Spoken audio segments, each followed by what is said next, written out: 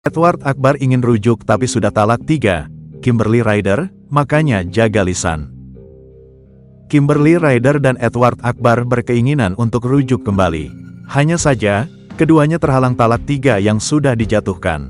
Keinginan tersebut tampak dalam rangka mediasi yang difasilitasi Pengadilan Agama Jakarta Pusat, Rabu, tanggal 24 Juli tahun 2024. Akan tetapi, ada hal yang prinsipil sehingga membuat upaya rujuk jadi lebih sulit.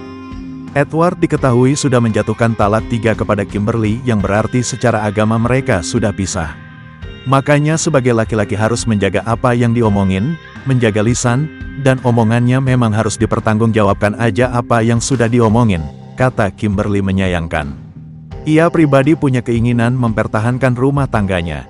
Tapi hukum agama tak bisa diabaikan begitu saja. Dari hukum agama sudah ada mengenai hal itu.